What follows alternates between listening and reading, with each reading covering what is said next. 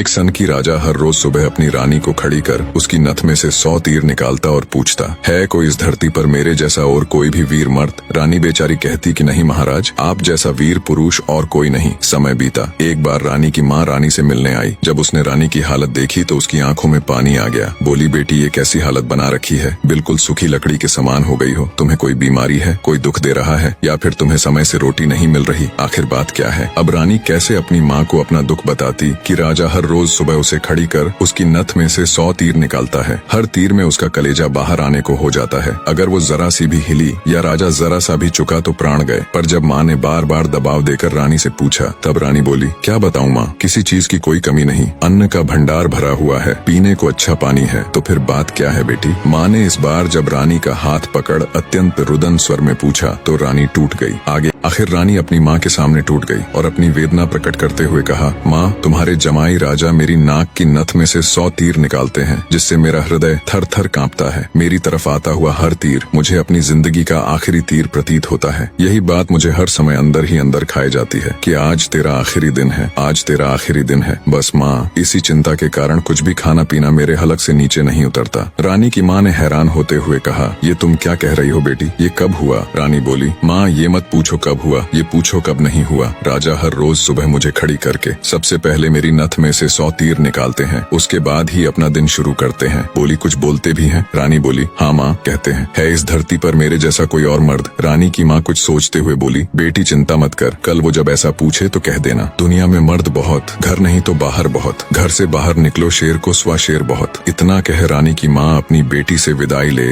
अपने घर चली गई। अब रानी को इंतजार था तो बस अगली सुबह का। बने रहे।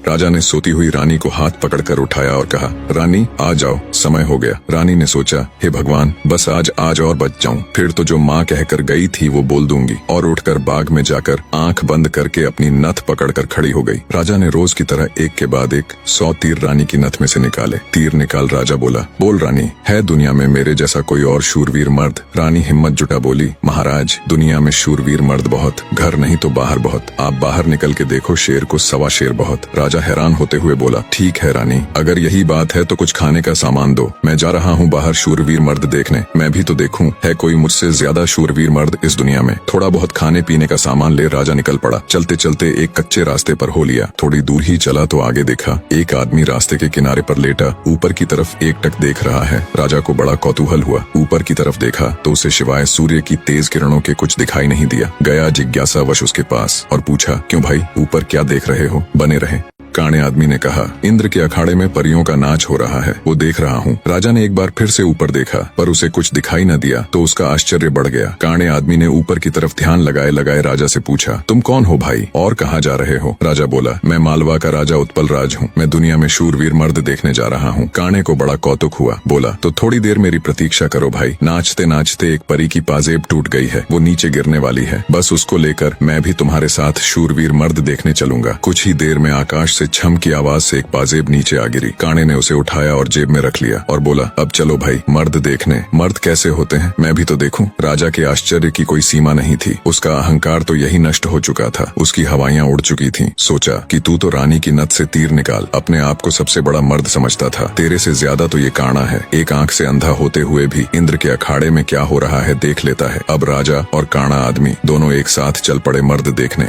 राजा और काणा आदमी अभी कुछ दूर ही चले थे। आगे एक नौजवान व्यक्ति धनुष बाण लिए किसी की प्रतीक्षा में बैठा था। राजा ने उससे भी पूछ लिया, क्यों भाई, कैसे बैठे हो? व्यक्ति बोला, अपने दोस्त का इंतजार कर रहा हूँ। राजा बोला, कहाँ है तुम्हारा दोस्त? व्यक्ति बोला, मैंने 100 कोस पर तीर मारा है, उसे लेने के लिए गया है। इतना सुनना था कि राजा के पैरों नीचे से जमीन खिसक गई। कहानी को बीच में रोक आपकी जानकारी के लिए बता दूं, पुराने समय में दूरी मापने के लिए किलोमीटर या मीटर नहीं बल्कि तब के लोग कोसों के द्वारा ही दूरी को मापते थे। उस समय के एक कोस का मतलब आज के लगभग 3 किलोमीटर है। तो नौजवान व्यक्ति ने राजा और काणे आदमी से पूछा, तुम लोग कहाँ जा रहे हो? काणे ने कहा, मर्द देखने। उत्सुकतावश नौजवान ने कहा, तो भाई हम भी चलेंगे तुम्हारे साथ मर्द देखने, बस थोड़ा इंतजार करो, मेरा दोस्त अभी मेरा तीर लेकर आता ही होगा। राजा बोला, 100 कोस से आज ही थोड़े न आ जाएगा, उसे तो कई दिन लगेंगे। नौजवान ने मुस्कुराते हुए कहा, नहीं मान्यवर, उसे 100 कोस से जाने और आने में सिर्फ 1 घंटा लगता है। थोड़ी ही देर में एक लंगड़ा व्यक्ति नौजवान के द्वारा छोड़ा हुआ तीर हाथ में लेकर आता है। अब राजा को काटो तो खून नहीं। रानी की नथ में से तीर निकाल खुद को मर्द सूरमा समझने वाले राजा को अब एक से एक बड़े सूरमा टकरा रहे थे। वो जिस बिल में हाथ डाल रहा था वहीं से सांप फुफकारते हुए निकल रहे थे। एक काना आदमी जो एक आंख ना होते हुए भी इंद्र के अखाड़े में परियों का नाच देख रहा है। एक युवा पराक्रमी नौजवान 100 कोस तक तीर मार रहा है। एक अपाहिज लंगड़ा आदमी 100 कोस की दूरी सिर्फ 1 घंटे में नाप देता है। बोझिल कदमों के साथ राजा अब उन तीनों के साथ आगे चल पड़ता है। चलते चलते वे एक नगर में पहुंचे जहां एक राजा की लड़की का स्वयंवर चल रहा था। स्वयंवर की शर्त थी कि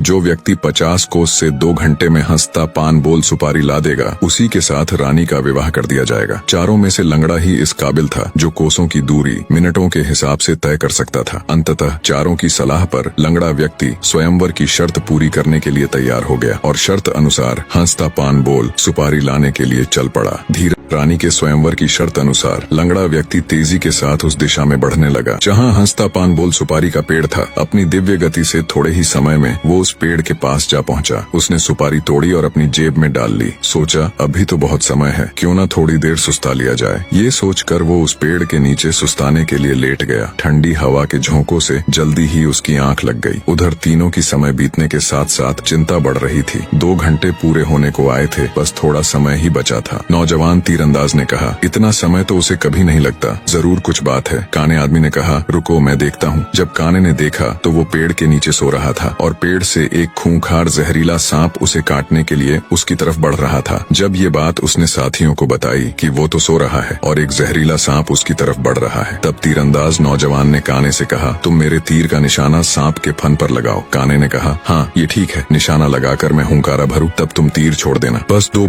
काने ने तीर को सांप के फन की दिशा में लगाकर जैसे ही हूं कहा, तीरंदाज ने तीर छोड़ दिया। तीर सीधा जाकर सांप के फन पर लगा और धड़ाक की आवाज के साथ सांप नीचे गिर गया। आवाज सुन लंगड़ा आदमी हड़बड़ाहट के साथ